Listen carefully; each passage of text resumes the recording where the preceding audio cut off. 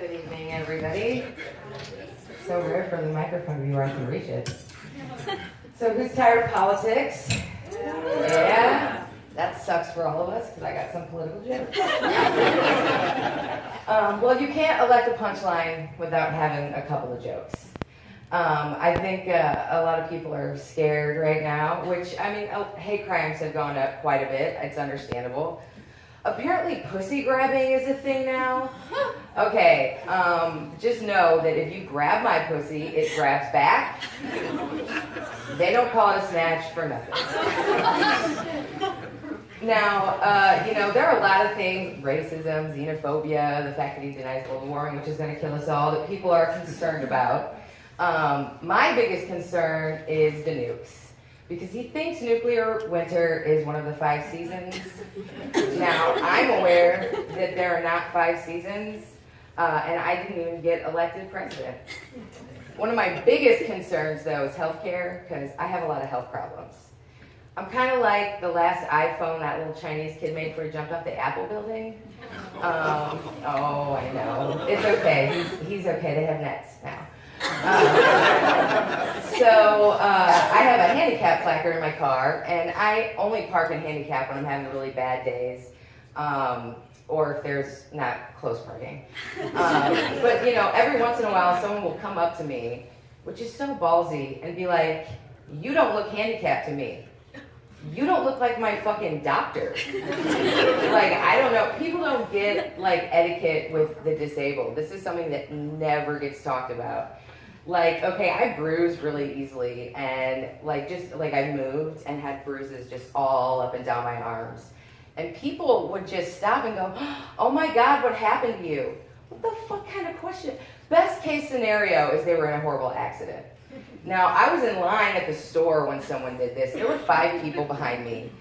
And all I wanted to do was start crying and be like, "My boyfriend beats me." But instead, I just say shit. So I was like, "Gangbang." And it was really awkward for everybody there. So, just so everybody knows, maybe don't ask those kinds of questions. I do a lot of online dating, and I run into some pretty weird shit in that area. I had a guy who kept messaging me on a dating site, and I'm an asshole, I'll just ignore people.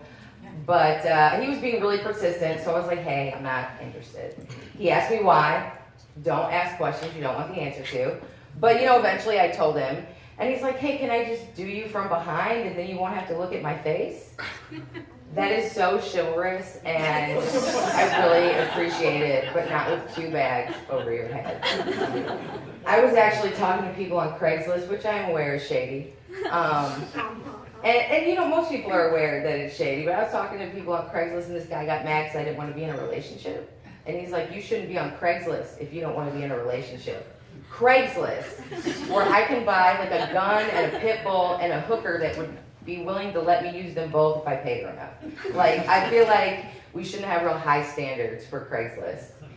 I actually broke my twat recently. That's a thing that can happen. Yes, it can happen. And it did. It was horrifying. I was with this guy in his van, and I'm aware how classy that sounds. But in fairness, he did live there. So,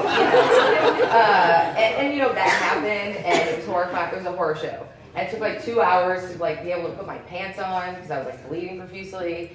And I was driving home thinking, why did I not have this guy take me to the hospital? He was already home. I mean, it was a crazy experience. I had to have surgery. My cousin, I don't have health care, so my cousin was my gynecologist. I'm off family reunions for life. There's no way. But it turns out, I do go to the clinic now. I had a different doctor who I'd never seen before in my life. And it turns out that the way they check this is that they just finger bang you, literally bang you to see how durable you are. And I went in there and I was waiting before I was aware of this. There was this tech or a resident chick and some guy who no one ever introduced to me. And so they get you in the position and the doctor comes in. And so the doctor and the resident and random guy, we'll call him the director, are just standing there while she is finger banging me, talking about, are you sure you're not having trouble having sex? You're very tight. I am looking for a camera because I feel like I should be getting paid for this shit. Like, it was one of the weirdest experiences of my life. Like any good comedian, I live with my parents. And, they get concerned about me with all the hell shit and whatnot. And one day, my mom woke up in a panic. She thought it was way later than it was. And came flying into my room. And she was like, oh my God, I thought you were dead. Dead. She went straight to dead. Not like taking a nap or just chilling, which is what I was doing. Just straight to dead. And I gave her a lot of shit for it. And she's like, well, at least you weren't masturbating. Because that's the kind of shit that my mom says to me. Anyway, you guys have been great. My name's Amanda. Have a good night.